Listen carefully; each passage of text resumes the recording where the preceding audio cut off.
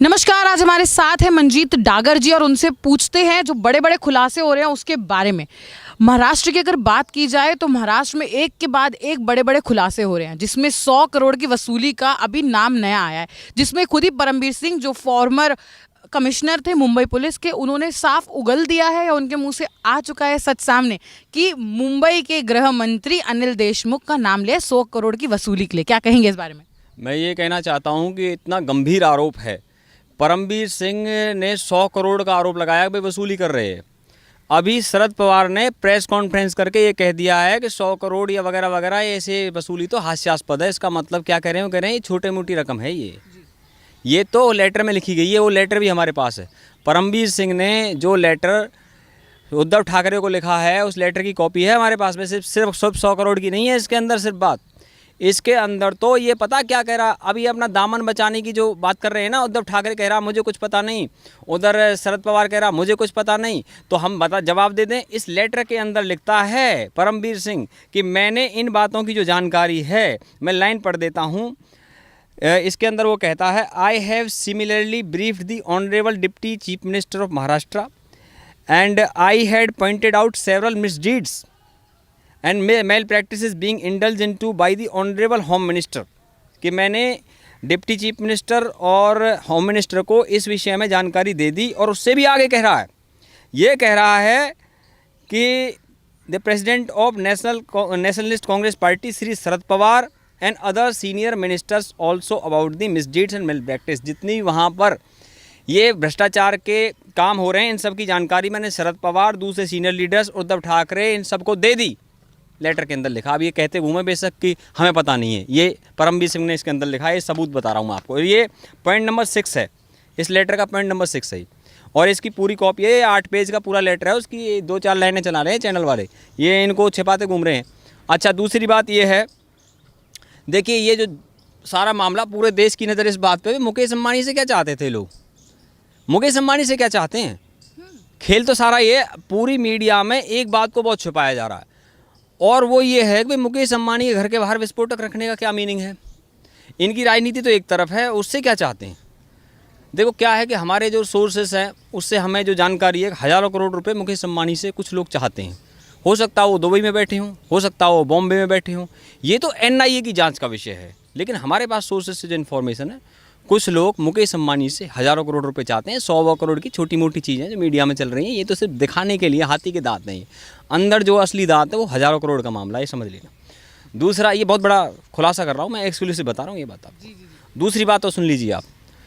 अब इस सारे मामले के अंदर मुकेश अंबानी इतना बड़ा बिजनेसमैन है, उसकी लाइफ की सिक्योरिटी करना भारत सरकार की भी जिम्मेवारी है, क्योंकि वो एक अंतर्राष्ट्रीय स्तर का बिजनेसमैन है। वो सिर्फ वहाँ महाराष्ट्र के स्टेट का छोटा मोटा बिजनेसमैन नहीं, ये समझ लीजिए आप। तो जब ये वहाँ पर उसके घर के बाहर ही विस्फोटक रख दिया गया, तो इस मामले में यहाँ पर जो है हमारी जो एजेंसीज हैं वो कॉल रिकॉर्ड करती रहती हैं, वो नज़र रखती हैं क्या हो रहा। तो कॉल रिकॉर्ड से उन्हें पता लग गया कि अंबानी की लाइफ पर थ्रेट है। तो इसलिए उन लोगों ने जो है उसकी सारी डिटेल निकाली, तो उनको पता लग गया ये सारी घटना को अंजाम ही देने वाला सचिन वाजे खुद ही पुलिस ऑफिसर है, और उसी को इसकी जांच भी दे दी गई है। यानी कि वो ही जांच कर रहा है और उसी पे ही आरोप है। अब इससे ये सारा मामला क्या है, इन्होंने ऐसा रचा है, मैं आपको बताऊं, मनसुख हिरेन की गाड़ी थी वो, जिस गाड़ी को वहाँ मुकेश अंबानी घर के बाहर पार्क किया गया था। मनसुख हिरेन एक जो है गाड़ियों का बिजनेस करता है, छोटा मोटा गाड़ियों के पार्ट्स बनाने का काम करता है। तो वो जो है इसका दोस्त था सचिन वाजे का। आपको पता, उसकी हत्या हुई है। और ये बात मैंने आपको पिछले इंटरव्यू में बताया था ना। अब हमारी बात को पुष्ट कर दिया, हमारी बात को बल दे दिया है अनिल देशमुख, महाराष्ट्र के गृह मंत्री ने खुद बोल दिया अपने मुंह से हत्या हुई, और हमने आपको उससे पहले ही आपके इंटरव्यू में ये बात कह दी थी। अब सुनिए बात को आगे। मैंने आपसे पिछले इंटरव्यू में कहा था कि अभी तो इसके अंदर उगाही का मामला है, क्रिकेट बैटिंग, मतलब उगाही करते हैं सट्टेबाजों से और दूसरे लोगों से, बोला था ना मैंने आपको। वो हमारी बात सत्य साबित हुई, उगाही का मामला सत्य साबित हो, क्योंकि हमारे पास सोर्सेज से इन्फॉर्मेशन थी। हम उससे भी आगे की बात बताते हैं आपको। उससे भी आगे की बात ये है कि ये जो सोच रहे थे कि भाई हमारा क्रिकेट बैटिंग, और ये जो आज से नहीं चल रहा है मामला, ये आज से नहीं चल रहा। इसमें क्या है कि अभी देवेंद्र फडणवीस प्रेस कॉन्फ्रेंस कर रहे हैं दिल्ली के अंदर, वो कह रहे हैं कि इसके अंदर anti transfer racket, extortion racket. अब एक्सटॉर्शन क्या होता है? एक्सटॉर्शन होता है किसी को धमकी दे करके फिरौती मांगना, उसके रैकेट चलते हैं। इसके लिए पुलिस ने एक सेल बना रखी बॉम्बे के अंदर, एंटी एक्सटॉर्शन जो सेल होती है पुलिस के अंदर, आपको बता देता हूँ। और उसको भी कौन हेड कर रहे थे? प्रदीप शर्मा, जो गुरु हैं सचिन वाजे के, यानी उन्होंने उनको ट्रेनिंग दिया एनकाउंटर स्पेशलिस्ट को। हम ये नहीं करें, प्रदीप शर्मा जी ने बहुत अच्छा काम किया अपने समय पर। 90s के अंदर जितने एनकाउंटर स्पेशलिस्ट मुंबई में काम करते थे उन सबको जो ट्रेनिंग दी है ना, वो ट्रेनिंग प्रदीप शर्मा ने दी है। वो सीनियर ऑफिसर थे मुंबई पुलिस के अंदर, और उसने सचिन वाजे को भी ट्रेनिंग दी है, उसने दया नायक को भी ट्रेनिंग दी है। दया नायक के जीवन पे तो कई फिल्में, कंपनी और डिपार्टमेंट और उसके लाइफ पे जो अब तक 56 जैसी फिल्में बन चुकी हैं और काफ़ी सक्सेसफुल रही हैं। एनकाउंटर स्पेशलिस्ट है, अंडरवर्ल्ड की कमर तोड़ी थी। मैं 90s की बात कर रहा हूँ आपको। 90s की बात मैं इसलिए भी कर रहा हूँ क्योंकि यही जो अनिल देशमुख है, क्योंकि उस समय प्रदीप शर्मा तो ये सारा काम अंडरवर्ल्ड को ख़त्म करने कर रहे थे। ये अनिल देशमुख उन्हीं दिनों में 95 के अंदर पहली बार मंत्री बने थे शिवसेना की सरकार में, आपको ये भी बता दूं। और वो उस वक्त इंडिपेंडेंट जीत के आए थे, तब शिवसेना ने इन्हें मंत्री बनाया था। आज ये बेशक मंत्री जो है एनसीपी के, एक नई बात बता देता हूँ, आज बेशक ये एनसीपी की तरफ से होम मिनिस्टर है, लेकिन उस समय शिवसेना ने इनको मंत्री बनाया था अनिल देशमुख। इसका मतलब संबंध तो अनिल देशमुख के शिवसेना से है। अच्छा, दूसरी बात, अब ये सरकार टूट सकती है। अब मैं इनसे पूछना चाहता हूँ, मुझे बताइए, अगर आपको ये सब जो है आप डाल रहे हो कि परमबीर सिंह की गलती है या फिर शिवसेना वालों की गलती है, शिवसेना वाले कह रहे हैं एनसीपी की गलती है, तो फिर गठबंधन टूट क्यों नहीं रहा है? ये ढूंढ रहे हैं इसके अंदर, किसको ढूंढ रहे हैं? स्कैप गोट जिसे कहते हैं ना, बलि का बकरा। अब बलि का बकरा बनाने के लिए इन्होंने चुन लिया कि परमबीर सिंह को कर दो आगे, कि इस पे सारा डाल दो। तो परमबीर सिंह ने तो लेटर लिख करके इन सबको ही घेरे में ले लिया कि इसमें ये, इनको मैंने सबको बता दिया, मैंने जो कुछ कर रहा था, जो मुझे बोला जा रहा था, ये सब मैंने शरद पवार को भी बता दिया, मैंने उद्धव ठाकरे को बता दिया, मैंने डिप्टी चीफ मिनिस्टर को बता दिया, मैंने सबको बता दिया। इसका पॉइंट नंबर 6 कहता है इनके लेटर का। क्लियर हो गया। अब आगे की बात बताते हैं। देखिए, भारत सरकार की एजेंसीज़ जिस अंदाज से ध्यान रखती हैं, तो भारत सरकार की एजेंसीज़ कह रही है पलट, तेरा ध्यान किधर है, तेरा हीरो इधर है। अब उसमें खेल क्या, वो मैं आपको बता देता हूँ कि इसमें जो सट्टेबाजी की हमने बात करी है, 5 मई 2018 को बॉलीवुड में घुस गया ये मामला सारा दोबारा से।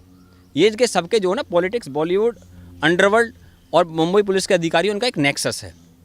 वो नेक्सस मैं आपको बता रहा हूँ। इसमें क्या है? ड्रग्स के रैकेट, इसमें जो है प्रोस्टिट्यूशन के रैकेट, इसके अंदर ट्रांसफ़र के रैकेट, मल्टीपल रैकेट्स वहाँ बॉम्बे में काम कर रहे हैं। और इनके जो तार जुड़े हुए हैं ना, वो दुबई में अंडरवर्ल्ड से भी जुड़े हुए हैं और इनके तार पॉलिटिक्स में भी जुड़े हुए हैं। उसका मैं आज यहाँ पे सबूत के साथ जानकारी देता हूँ। सबूत सुनो मेरे से आप। 5 मई 2018 को मुंबई में कुछ सट्टेबाज गिरफ्तार किए और उनसे जो है अरबाज खान का नाम निकला। अरबाज खान कंप्लेंट भी दर्ज कराई एक सोनू जालान नाम के बहुत बड़े एक सट्टेबाज ने, और वो सट्टेबाज के सीधे लिंक दाऊद इब्राहिम से होने की बार बार खबरें आती रहती हैं। सोनू जालान बहुत बड़ा एक सट्टेबाज है। तो उसकी जो जांच है वो प्रदीप शर्मा के पास, इन सचिन वाजे के मेंटर के पास थी। ये मैं आज आपको बता रहा हूँ। तो मैं ये जानना चाहता हूँ कि वो जो जाँच थी अरबाज खान पर, उसका क्या हुआ, उसकी कोई जानकारी दी गई है क्या? ये क्वेश्चन मार्क है। अब आएगा वो सामने, क्योंकि अब ये रैकेट खोलेगा। अब तक खुल नहीं रहा था ना, क्योंकि सेंट्रल एजेंसीज आ गई, क्योंकि वो मुंबई में दबा दिया गया ना, सब मुंबई पुलिस के हाथ में। तो मुंबई पुलिस में जो अधिकारी अंडरवर्ल्ड से भी मिले हुए हैं, कुछ लोग उनसे मिल के काम कर रहे हैं, उनका भी सामने आना चाहिए। अब मनसुख हिरेन की हत्या का जो मामला है भाई, इसकी लाश जो है 5 मार्च को पाई गई है संदिग्ध परिस्थितियों में। इनके परिवार वाले कह रहे हैं भाई सचिन वाजे पे आरोप डायरेक्ट हमारा। तो 17 फरवरी को ये बंदा जो है, इसकी कॉल डिटेल मिल गई है। ये क्या है कि अपनी गाड़ी से जा रहा है, गाड़ी ख़राब हो गई थी और वहाँ से जो है इसने कोई कैब वैब करके, ये सचिन वाजे से इसका मुलाकात का चक्कर है, वो सारा का सारा हुआ है। तो कहने का मतलब ये है कि सचिन वाजे इसकी गाड़ी ले जा रहा है, इससे फ़ोन पे बात कर रहा है, इसकी गाड़ी ख़राब हो रही है तो इससे कम्युनिकेट कर रहा, तो ये सब क्यों कर रहा वो? और जिस दिन उसके पोस्टमार्टम हुआ वहीं पे खड़ा था वो सचिन वाजे। लेकिन मैं मोहरों पे नहीं जा रहा, मैं तो बार बार कहता हूँ चोर को मत पकड़ो, चोर की माँ को पकड़ो। और मैं बताऊँ सचिन वाजे से तो अब ये है कि अब ये पूछ रहे हैं कि तेरा क्या होगा कालिया, तो कह रहा सरदार हमने शिवसेना का नमक खाया है, तो बेटा आप गोली भी खा। अब सारे के सारे केस जो है इसके ऊपर डाल दिए। अब देखना वो उसकी जान को भी खतरा है सचिन वाजे को। और एक्सक्लूसिव जानकारी दे दूं, हम चाहते हैं कि एनआईए, मैं चाहता हूं एनआईए जो है उसको लेके दिल्ली आ जाए और दिल्ली में जाके जांच करे। खतरा है, क्योंकि इस बंदे ने, सचिन वाजे ने 2008 में पुस्तक लिखी है 26/11 के हमले को लेकर के। 26/11 का हमला जो है इंडिया के उन हमलों में से है जिसके तार जो है 18 देशों में जुड़े हुए थे और जिसका मुख्य आरोपी डेविड कोलमैन हेडली था। उस डेविड कोलमैन हेडली को लेकर के इसने बुक लिखी है। और वो जो हमला है उसके अंदर पता है किसका नाम था? फिर बॉलीवुड की बात आ गई। ये बार बार बॉलीवुड के नामों को दबाया जाता है। उसमें डेविड कोलमैन हेडली को रेकी किसने करवाई? महेश भट्ट का बेटा राहुल भट्ट, उसने रेकी करवाने का आरोप था। तो सुब्रमण्यम स्वामी ने पिछले साल ट्वीट करके ये पूछा है कि उसकी केस दोबारा खुलना चाहिए, डेविड कोलमैन हेडली वाला, जिस पे सचिन वाजे पुस्तक लिखता है, मैं इसलिए मेंशन कर रहा हूँ इसको। और उसमें इसकी भूमिका की जांच की जानी चाहिए महेश भट्ट के बेटे की, राहुल भट्ट की, कि ये रेकी क्यों करवाता है। ये जिम चलाता था वहाँ पे मुंबई के अंदर, इसके जिम में एडमिशन ले लिया डेविड कोलमैन हेडली ने। वो अमेरिकन नागरिक था और पाकिस्तान मूल का था, और वो मुख्य आरोपी था उसका 26/11 के हमले का। जब FBI ने उससे इंटेरोगेशन करी अमेरिका के अंदर, शिकागो के अंदर नार्को टेस्ट किया, तब जा कर के उसने जो ये उगला है कि भाई मेरे साथ में मेरा सहयोग किसने किया? महेश भट्ट के बेटे ने। चलो उससे नहीं जाता, मैं आगे की बात बताता हूँ आपको। ये मुझे बताने पड़ रहे हैं यहाँ पे, ये सारे रैकेट जुड़े हुए हैं, ये कनेक्शन एक जगह नहीं है, ये मल्टीपल जगह पे कनेक्शन है। अब आपको इससे आगे की बात समझाते हैं।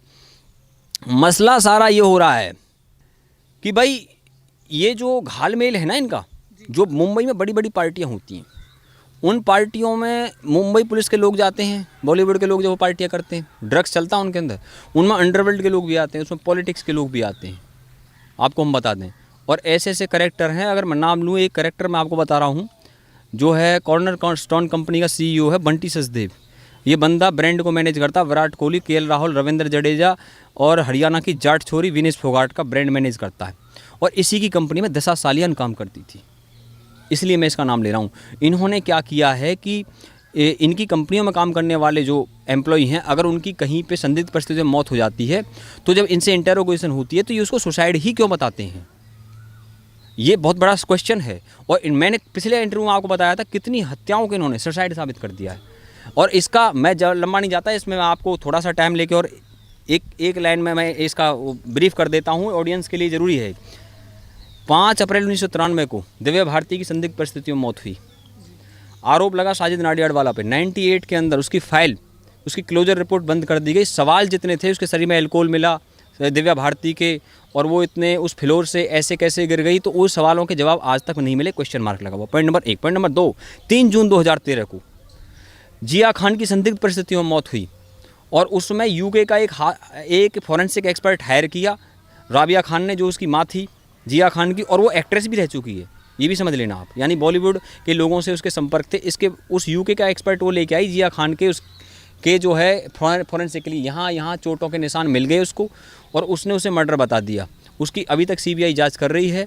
और उस मामले में राबिया खान ने आरोप लगाया है कि सलमान खान CBI के ऑफिसरों को फ़ोन करते थे और ये कहते थे कि इसमें सूरज पंचोली को आप परेशान मत करो, सूरज पंचोली को हमने हीरो फिल्म में लिया हुआ है, इसकी ब्रांड इमेज बनाना हमारे लिए ज़रूरी है। और उसे ही सूरज पंचोली के लिए गाना गाया था हीरो फिल्म के अंदर सलमान खान ने, मैं हूँ हीरो तेरा। ठीक है, चलिए उससे आगे उसने, वो बात मैं इसलिए बता रहा हूँ क्योंकि राबिया खान ने प्राइम मिनिस्टर ऑफिस को लेटर लिखा था, इसलिए ये बात बता रहा हूँ। उससे आगे 1 अप्रैल 2016 को प्रत्यूषा बनर्जी की संदिग्ध परिस्थितियों में मौत हुई, और प्रत्यूषा बनर्जी के माँ बाप ने जो प्रेस कॉन्फ्रेंस करके आरोप लगाया, हत्या हुई है प्रत्यूषा बनर्जी की, जांच की जानी चाहिए उसकी। और उसके बाद सुशांत सिंह राजपूत का तो सारी दुनिया ने देख लिया, ऐसी दीवानगी देखी नहीं कहीं जितनी दीवानगी सुशांत सिंह राजपूत के लिए। जापान से लेकर रसिया, अमेरिका से लेकर ऑस्ट्रेलिया, इतनी ज़बरदस्त दीवानगी किसी ने नहीं देखी। अभी तक ट्रेंड बंद नहीं हुआ, हर दिन सुशांत सिंह राजपूत को लेकर ट्रेंड चलता। उसको भी इसी अनिल देशमुख ने कुछ ही समय में जो उसे हत्या बता दी, और फिर असेंबली में जाकर के खुद ही हत्या बता रहा उसको। पहले खुद ने आत्महत्या बताया, फिर खुद ने ही उसे हत्या भी बताया असेंबली के अंदर। हो गया सारा मामला। और दिशा सालियान के मामले में वो इतने ऊपर से गिर गया, और जो उसमें इन्होंने उसके मालिक को तो बुला लिया जिसकी कंपनी में दिशा सालियान काम करती थी, कॉर्नरस्टोन कंपनी का जो CEO है बंटी सचदेव, लेकिन उसकी फाइंडिंग्स क्या है ये पब्लिक को पता नहीं चली अभी तक। अब हम ये चाहते हैं फिलहाल कि CBI इस पूरे मामले की जाँच करे, इस सारे रैकेट की, उसमें जो पॉलिटिक्स के लोग हैं उनकी भी CBI जांच करे। क्योंकि देखिए क्या होता है, एजेंसीज़ का जो है दायरा होता है, NIA का एक दायरा है, वो केवल आतंकवाद के मामलों की जांच करती है। ED का दायरा है, वो एनफोर्समेंट डायरेक्टरेट क्या है कि वो मामले के जांच करती है इकोनॉमिक मामलों की। और इसलिए जो दायरा होता है ना किसी भी, NCB वो ड्रग्स के मामलों की जांच करते हैं, लेकिन CBI को कुछ स्पेशल पावर्स हैं। CBI डायरेक्टली PMO को रिपोर्ट करती है और होम मिनिस्ट्री को भी रिपोर्ट करती है। और मैं आपको ये भी बता दूं, इसमें अलग से ऑफिसर नहीं होते हैं। NCB, NIA और CBI के ऑफिसर ही आपस में चेंज होते रहते हैं। जो आज CBI का डायरेक्टर है, ये पहले जो है जो NCB का डायरेक्टर है, पता है आपको, राकेश अस्थाना, ये पहले CBI का डायरेक्टर था। और इसको जो है अपॉइंट किया था पीएम मोदी, मल्लिकार्जुन खड़गे और चीफ जस्टिस ऑफ इंडिया ने स्पेशली। आपको मैं बता देना चाहता हूँ इस मामले में, क्योंकि इनमें जो ऑफिसर्स होते हैं वो डेपुटेशन करके एक दूसरे में चेंज होते रहते हैं। समीर वानखेड़े जो आज एनसीबी के अंदर है, ये भी पहले जो है इसमें सीबीआई और कई अदर एजेंसीज में काम कर चुका है। तो इसलिए मैं ये सारी जानकारी दे रहा हूँ। वो ये सारे ऑफिसर उन सारे मामलों को देख रहे हैं, अलग अलग सारे रैकेट्स को देख रहे हैं, कभी इस एजेंसी में रह करके, कभी उस एजेंसी में रह करके। पूरी जानकारी दे रहा हूँ मैं आपको। और मैं बता दूं इसमें ग्लोबल जानकारियाँ भी जुटानी पड़ रही हैं। इसके अंदर ग्लोबल जानकारियों के लिए 2 चीज़ों का इस्तेमाल हो रहा है। क्यों जुटानी पड़ रही है? क्योंकि इसके दुबई अंडरवर्ल्ड से सीधे लिंक है। ऐसे ही नहीं, मैं सबूत के साथ बता रहा हूँ। और इसमें ग्लोबल जानकारी जुटाने के लिए रिसर्च एंड एनालिसिस विंग होती है, इसको रॉ कहते हैं। और इसके अलावा इंटरपोल होती है। इंटरपोल अपने आप में कोई एजेंसी नहीं होती है, वो हर देश की जो पुलिस होती है वो ही जो इंटरपोल का काम करती है। इंटर प्लस पोल, इंटरनेशनल पुलिस। और जो सीबीआई का ऑफिस है दिल्ली के अंदर सीजीओ कॉम्प्लेक्स में, उसी के अंदर इंटरपोल का ऑफिस है। और सीबीआई के ऑफिसर ही इंटरपोल के ऑफिसर भी इंडिया के अंदर, यूके के अंदर ये काम एनसीए करती है, नेशनल क्राइम एजेंसी, जो कि रिपोर्ट करती है होम मिनिस्ट्री ऑफ यूके को। इसलिए मैं ये सारी जानकारी आपको दे रहा हूँ। मामले बेशक उलझे हुए हैं, लेकिन सुप्रीम कोर्ट ने क्लियरली कह दिया था कि जब सुशांत के मामले में भी अगर जितनी भी एफआईआर कनेक्टेड है ना सुशांत सिंह राजपूत से, सारी एफआईआर की जांच सीबीआई ही करेगी, मुंबई पुलिस करेगी नहीं। देखो सुप्रीम कोर्ट ने क्या जताया? अविश्वास जताया उन पर। ये यहाँ मेंशन करना जरूर। क्यों विश्वास जताया? अब तो मिल गया सबूत आपको। सुप्रीम कोर्ट का कहना था कि सुशांत सिंह राजपूत के केस से कनेक्टेड जितनी भी एफआईआर हैं, चाहे वो दिशा सालियान की है, चाहे वो रिया चक्रवर्ती कर रही है, उन सब की जो जांच सीबीआई करेगी। लेकिन फिर भी उसका पालन हुआ क्या? नहीं हुआ ना। रिया चक्रवर्ती ने सुप्रीम कोर्ट के आदेश के खिलाफ जाकर के मुंबई पुलिस में एफआईआर करी। उन्होंने एफआईआर ले भी ली 7 सितंबर को प्रियंका की बहनों पर, इसलिए वो एफआईआर इलीगल है, गैर कानूनी है। मैंने कहा ना सुप्रीम कोर्ट में जब जाएगी तो डिसमिस हो जाएगी। रद्दी के टोकरे में उठा के फेंक देना चाहिए उस एफआईआर को, क्योंकि सुप्रीम कोर्ट के आदेश का खुला उल्लंघन है वो। और मैं बताऊं इन्होंने एक उल्लंघन नहीं किया। इन लोगों ने इतने पाप किए हैं कि इतने जुल्म ढाए हैं, तूने भुला देने के काबिल नहीं, उर्दू के शायर कहते हैं। और मैं आपको बता दूं कि जो सचिन वाजे, परमबीर सिंह और इनके जो पॉलिटिकल मास्टर्स हैं, पता खतरा क्या है? एनआईए जब सचिन वाजे से जांच कर रही है तो जिन जिन लोगों के नाम ले रहा है ना बार बार, वो बचने के लिए इनको पता लग रहा है बार बार। कारण क्या है? एनआईए एटीएस के साथ मिलकर जांच कर रही है। एटीएस है महाराष्ट्र की पुलिस की यूनिट है, तो वो बराबर इनको जानकारी जा रही है ना कि एनआईए कर क्या रही है। ये खेल समझ लो, यहाँ पे ये खेल समझ लीजिए। और इसीलिए ये लेटर लिखा परमबीर तो अपने आप को बचाने के चक्कर में, उसे ये तेरे को बकरी का बरी का बकराना बना दें। उधर जो है शिवसेना अपने आप को बचाने के चक्कर में। लेकिन यहाँ पे खेल ये हो रहे हैं। मैं आपको बता दूं सबसे मोटा जो खेल है जिसकी चर्चा ही नहीं हो रही है, भाई अंबानी से क्या चाह रहे हो और अंडरवर्ल्ड से जो तुम्हारे लिंक हैं उसकी जानकारी दो। और जो रैकेट को बचाने का खेल चल रहा है अभी तक, सट्टेबाजी से जो उगाई कर रहे हो, वहाँ बार वालों से उगाई कर रहे हो। जब आर पाटिल ने बहुत पहले ये जो सारे बार बंद कर दिए, तो फिर तो शुरू क्यों कैसे कर दिया आप लोगों ने? इसको शुरू किए उगाई के लिए। आगे सामना एक और सबसे महत्वपूर्ण और अंतिम सवाल कि शरद पवार का नाम इसमें साफ आ गया है, ठीक है। परमबीर सिंह ने जो लेटर लिखा उसमें बहुत सारे बोल सकते हैं सभी का नाम ले दिया, एनसीपी, साथ ही साथ एनसीपी के बड़े नेता, शिवसेना के दिग्गज नेता, सबका आ गया। शरद पवार लेकिन कहते हैं कि अनिल देशमुख का जो नाम लिया है वो एक बहुत सीरियस मैटर है, उस पर जांच होनी चाहिए। अगर जांच होनी चाहिए तो वो खुद क्यों नहीं हटा देते उनको, अनिल देशमुख को? और अगर हटाना नहीं चाहते तो साफ बात है ये सीधे तौर पर ये इशारा करता है कि वो खुद इन्वॉल्व हैं। कहते हैं ना वो अजीत का डायलॉग था फिल्मों में, वेरी स्मार्ट बॉय। बहुत स्मार्ट क्वेश्चन है। देखिए ये खेल है, ये दूसरे को ऊपर डालना और अपने ऊपर से हटाना। कहते हैं, मैं आपको बता देता हूँ, देखिए कहते हैं गलत आप भी नहीं हो ठीक हम भी हैं। 2 step forward 2 step backward, situation awkward. आप समझ रहे हैं? मैं आपको इसका उदाहरण बताता हूँ। आपने गाइड फिल्म देखी है देवानंद की? गाइड फिल्म के अंदर क्या होता है कि वो जो आम लोग थे ना, वो जो है देवानंद एक चोर था और वो चोर पुजारी बन जाता है, तो आम लोग उस गुनहगार को ही देवता समझते थे। तो आज भी जो गुनहगार है उसको देवता समझते हैं लोग, क्योंकि वो दूसरे को बढ़ाल देता है। तो गाइड फिल्म के अंदर जो देवानंद का रोल था कि एक चोर मंदिर में जाके पुजारी बनता है और उस पुजारी को लोग पूजने लगते हैं क्योंकि वो मंदिर का पुजारी है। तो इसी तरीके से कोई चोर पार्टी का हेड है और वो क्या करता है कि अपने अंदर जो चेले चपाटे हैं उनके ऊपर डाल देता है उसको कि तुम ले लो इसे अपने सर पे। पता है क्या है, आज तक किसी भी अंडरवर्ल्ड के रोल ने खुद अपने हाथ से किसी को नहीं मारा, सुपारी किलर होते हैं। इसीलिए सीबीआई को टाइम लग रहा है सुशांत सिंह राजपूत के मामले में, क्योंकि मामला ये है कि जिन लोगों को जिन सुपारी किलर को सुपारी दी गई है उनको आदेश किसने दिया, फिर एविडेंस ढूंढो उनके अगेंस्ट में। अब खेल तो ये है कि जब मैं ये चर्चा इसलिए कर रहा हूँ कि इतने कॉम्प्लेक्स मैटर हैं, क्योंकि ये तो ये देख लेते हैं कि भाई तुम फंसने नहीं चाहिए। इसलिए तो श्रीदेवी को जो संदिग्ध परिस्थितियों में मौत हुई है दुबई में हुई, उन्हें पता है इंडिया के अंदर तो इंटेरोगेशन होगी ना, जैसे सुनंदा पुष्कर थरूर के मामले में फंस गए थे ये, उसको आत्महत्या बताइए, पूरी मीडिया ने बताया कि नहीं बताया, और सुब्रमण्यम स्वामी ने उसको हत्या साबित कर दिया। सुप्रीम कोर्ट में चार्जशीट लग गई है और हाई कोर्ट ने डिसमिस कर दी थी। अब समझ लीजिए, ये 7 जनवरी 2014 को ये घटना हुई है सुनंदा पुष्कर थरूर की, और 1 साल बाद 17 जनवरी 2015 को FIR हुई है, लेकिन सुब्रमण्यम स्वामी ने उसको जो है हत्या साबित किया। और इस मामले में भी देखिए यही सारा मामला है, क्योंकि जो हत्या को सुसाइड साबित करने में इन्हें महारत हासिल है। इसे कैसे किया जाता है, इसके लिए डॉक्टर को मैनेज कीजिए, पुलिस को मैनेज कीजिए, पोस्टमार्टम रिपोर्ट मैनेज कर लीजिए, पुलिस को मैनेज कर लीजिए, खेल हो जाता है। लेकिन गुरुओं के गुरु सबसे बड़े बिग बॉस दिल्ली में बैठे हुए हैं, और दिल्ली के जो बिग बॉस हैं, जैसे कहते हैं ना बिग बॉस का आदेश होते हैं, तो वो यहाँ से नज़र रखते हैं, ठीक है ना, नज़र के सामने जिगर के पास। तो जो दिल्ली में बैठे हैं आज सारे, शरद पवार कहाँ पे, दिल्ली के अंदर प्रेस कॉन्फ्रेंस कर रहे हैं। देवेंद्र फडणवीस कहाँ, दिल्ली के अंदर प्रेस कॉन्फ्रेंस कर रहे हैं। अनिल देशमुख कहाँ, दिल्ली के अंदर है, प्रेस को संबोधित कर रहे हैं। और कल ही देवेंद्र फडणवीस अमित शाह से मिले हैं, मोदी जी से मिले, हमारे सोर्सेज से इन्फॉर्मेशन है। शरद पवार की मीटिंग अनिल देशमुख से हुई है।